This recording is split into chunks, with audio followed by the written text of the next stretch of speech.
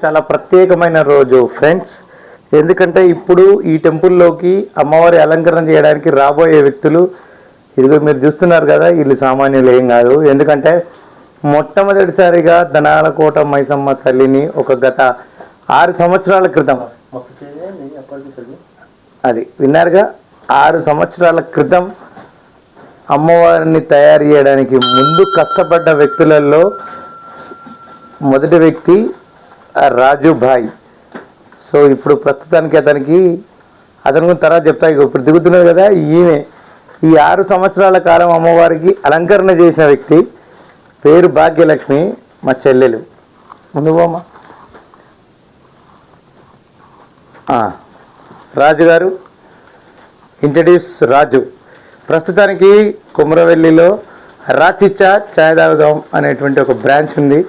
అంతకుముందు ఇప్పుడు అమ్మవారు రావడానికి, అమ్మవారు సేవ చేయడానికి, సేవ చేసిన తర్వాత ఆయన లైఫ్ ఎలా ఉందన్నది ఆయన మాటల్లో మనం విందాం. Okay, ready. 1 year అవుతుంది అసలు నేను రాలేక. వద్దాం అనుకుంటే అమ్మవారు అసలు రానియడం లేదా, లేకపోతే ఏమవుతుందో తెలియదు.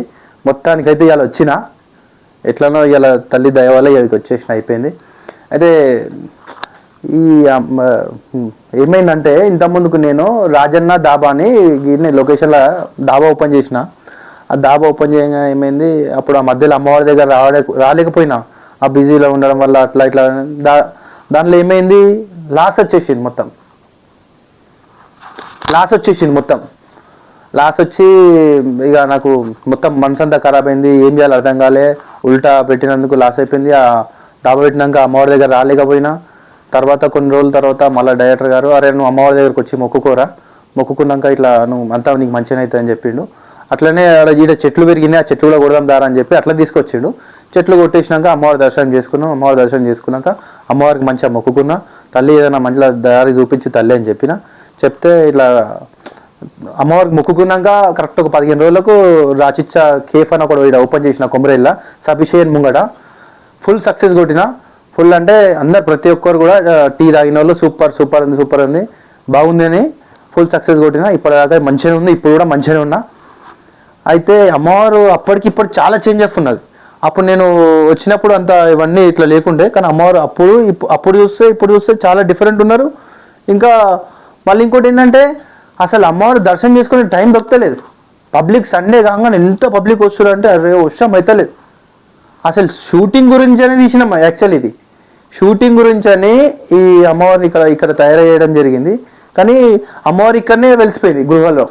మెటీరియల్ గురించి అసలు మెటీరియల్ దేనికి చాలా కష్టమైంది. ఎట్లా అంటే దీనిలో నుంచి లాగడం చేయడం, కింది నుంచి వాటర్ తీసుకురావడం, అక్కడ పైన దాదాపు వచ్చేసి 30, 40, 60 మెంబర్స్ దాకా అంతా ఈ కొమరవెల్లి యువత మొత్తం పనిచేసారు. కొమరవెల్లి ఎవరెవరైతే లోకల్లో యువత ఉంటారో ఆ యువత మొత్తం అమ్మవారికి అందరికి సాయం చేశారు. అంటే ఈ షూటింగ్ గురించి ఇవన్నీ సామాన్ తీసుకురాని కానీ, ఇవన్నీ మెటీరియల్ తీసుకురాని కానీ చాలా కష్టపడ్డారు. ప్రతిరోజు వచ్చి అమ్మవారి సన్నిధానంలో ధ్యానం చేసుకుంటారు. ఇక్కడనే ఒక 1/2 hour 1 hour ఇక్కడనే స్టే చేస్తారు. అమ్మవారికి ప్రసాదాలు, తీర్థ ప్రసాదాలు ఇట్లా అన్ని ప్రతి డైలీ దీపం ముట్టియడం అన్ని ప్రతి ఒక్కటి మా డైరెక్టర్ గారు ప్రతి దగ్గర చూసుకుంటారు. ఇక అది సంగతి. మా చెల్లె. సో ధనాలకోట మైసమ్మ తల్లికి అసలు ఫస్ట్ ఇది నా ఎక్స్పీరియన్స్. ఇప్పుడు నేను చెప్తున్నాను ఏంటంటే, చెప్పండి. ఓన్లీ విగ్రహం మాత్రమే చేస్తాం, చీర కట్టేయాలనే ఆలోచన కూడా నాకు లేదు అప్పుడు స్టార్టింగ్ లో. ఎందుకంటే సినిమా షూటింగ్ కోసం అనుకున్నాం, కానీ ఆ తర్వాత ఆ షూటింగ్ లో కూడా అద్భుతంగా రావడానికి మా చెల్లి ఏం చేసిందంటే, ఆమె చదువుకుంది. ఏం చదువుకుంది? ఆర్ట్స్ అండ్ గ్యాలరీకి సంబంధించింది, ఆర్ట్స్ టెక్నికల్ సంబంధించి చదువుకొని ఆమెనే ఈ చీర కట్టేటువంటి ఈ సంప్రదాయాన్ని తీసుకొచ్చింది. సో గత 5 సంవత్సరాల నుంచి మా చెల్లెనే అమ్మవారికి చీర కట్టించింది. సో ఒకసారి ఇక్కడ తిరిగమ్మా. ఈవెనే మా చెల్లె చూస్తున్నారు ఫ్రెండ్స్. కాబట్టి ఇప్పటిదాకా ఎందుకు చెప్పలేదంటే ఇప్పుడు చెప్పాల్సిన సమయం వచ్చింది, అందుకే చెప్తున్నా. షూటింగ్కి పెట్టినప్పుడు మేము జనరల్గా షూటింగ్కి పని చేయడానికి వచ్చేది, ఎక్కడెక్కడ వీళ్ళకి లంచ్ తీసుకొచ్చి ఇచ్చేది అన్నీ చేసేది. ఆ తర్వాత ఏమైందంటే నేను లోపలికి వచ్చి మొత్తం విగ్రహం కంప్లీట్ అయిన తర్వాత చూసినప్పుడు అమ్మవారు బాగుంది, కానీ ఇట్లా పుట్టి పెయింటింగ్తోనే ఉంటే ఏం బాగాలేదు, ఆమెకు అమ్మవారు కాబట్టి అది పరాశక్తి స్వరూపం, ధనాలకోట మైసమ్మ తల్లి అట్లా ఉంటే మంచిగా ఉండదు. ఆమెకు శారీ కట్టించి మంచిగా జుమ్కీలు, కమ్మలు, బుట్టాలు, మళ్ళీ ఏంటంటే ముక్కు పుడక అన్నీ పెట్టి అలంకరిస్తే అమ్మవారు ఇంకా మంచిగా ఉంటుంది అని నా ఆలోచన ఉండే. అయితే నేను చెప్తే వీళ్ళందరూ ఏంటంటే షూటింగ్ కోసం పెట్టిన దానికి డెకరేషన్ ఎందుకు వద్దు అన్నారు ఫస్ట్. అంటే నేను ఏం చేసిన అట్లా వద్దు, ఒకసారి నేను క్యాజువల్గా కట్టి చూపిస్తా శారీ, అప్పుడు మీరు ఎట్లా మంచిగా అనిపిస్తే కంటిన్యూ చేయరు అని చెప్తే ఒక శారీ కట్టించినాము. కానీ కట్టడం కూడా అప్పుడు వెనుక గోడ లేకుండే, అసలు శారీ కట్టడమే అసలు రాకుండే, చాలా కష్టం ఉంటుండే. అట్లనే కట్టించినాం. కట్టించిన తర్వాత బాగుంది అని చెప్పేసి తర్వాత మళ్ళీ వెనుక గోడ కట్టి శారీ కట్టడానికి కంఫర్ట్గా ఎట్లా ఉంటుందో అట్లా చేసి ఇయర్ రింగ్స్ పెడదామంటే హోల్స్ లేకుండే. మళ్ళీ నేను ఆ టెక్నీషియన్ పిలిపించి హోల్స్ తయారు చేయించి మొత్తం అమ్మవారు ఇట్లా రెడీ కానికి మొత్తం నేనే నా సొంతం తెలివితోటి ఇట్లా అమ్మవారిని ఇంకా చాలా మంచిగా ఇంప్రూవ్మెంట్ అయ్యేటట్టు చేసిన.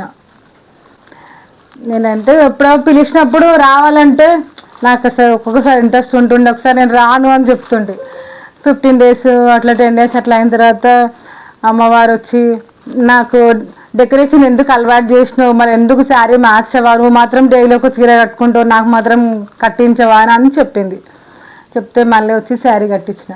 ఒకసారి ఏం చేసిన అంటే కట్టించిన శారీ ఉతికి మళ్ళీ ఆమెకి కట్టిద్దామని తీసుకొస్తే ఆమె కట్టుకోలేదు, నాకు వద్దు అన్నది, తీసేసింది. కట్టేస్తే కొత్త శారీ అయితేనే కట్టుకుంటా, కట్టిన చీర మళ్ళీ కట్టుకోను అని 2 సార్లు అట్లనే జరిగింది. ఒకసారి అయితే మొత్తం కడుతుంటే ఇప్పేస్తుండే, ఎంత కడుతున్నా అసలు సెట్ అయ్యట్లే, వద్దు అంటే వద్దు, మళ్ళీ ఇంటికి పోయి మళ్ళీ వేరే కొత్త శారీ తీసుకొచ్చి కట్టడం జరిగింది. అప్పటి నుండి ఇంకా ఆమెకు కట్టిన శారీ మళ్ళీ కట్టియకుండా కట్టి ఆమెకు వచ్చిన వాటిని వృద్ధాశ్రమంలో వాళ్ళకి, ఎవరైనా వృద్ధులకి, వాళ్ళకి వీళ్ళకు లేని వాళ్ళ గరీబ్ వాళ్ళకి దానం చేయడం ఇక అట్లనే అలవాటు అయిపోయింది మాకు కూడా. ఆమె కోసం సపరేట్ ఒక అలమారే పెట్టేసినాం. ఇక అసలు మాకే స్పేస్ లేదంటే ఆమెకు సగం ఇల్లు మొత్తం ఆమెకే అయిపోతుంది, అట్లా అయిపోయింది. ఆమె మొత్తం చీరలతోనే ఇల్లు మొత్తం నిండిపోయింది మాది. మా పెద్ద మల్లన్న గారు అని ఇక్కడ టెంపుల్లో ఉంటారు, తను అమ్మవారికి శారీలు కట్టియాలి అని ఇట్లా మేము ఒకసారి 1, 2 ఇవ్వండి అన్నాం. అంటే 1, 2 కాదు, ఒక 2 బస్తాలే తీసుకుపోరా, 2 బస్తాల శారీలు అని ఇచ్చేసిండు. అవి 1 సంవత్సరం దాకా అయినాయి, ఇంకా కూడా ఒక 10 చీరల దాకా ఉన్నాయి. అప్పుడప్పుడు లేనప్పుడు అవి తీసుకొచ్చి కట్టిస్తున్నాం. అన్ని అనాథలకు కూడా ఇస్తున్నాం. ఎవరైనా కావాలన్నా వచ్చి కూడా తీసుకోవచ్చు. మీరు అమ్మవారి శారీ కావాలంటే మా ఇంటికి వచ్చి మేము ఇంట్లో పెట్టుకుంటాము, పవిత్రంగా కట్టుకుంటాం అంటే కూడా మీకు భయం కాకుండా మీ రక్షణ కోసం కావాలంటే మీ జాకెట్ పీసులు కానీ చీరలు కానీ ఇవ్వడానికి కూడా మేము సిద్ధంగా ఉన్నాం. శివాజీ స్టాచ్యూ దగ్గర అన్నపూర్ణ కిరణం జనరల్ స్టోర్ మాది. మీకు అమ్మవారికి సంబంధించి ఏదైనా ఇవ్వాలన్నా, ఆమె ఏమైనా కావాలని తీసుకోవాలన్నా కానీ మమ్మల్ని సంప్రదించవచ్చు మీరు.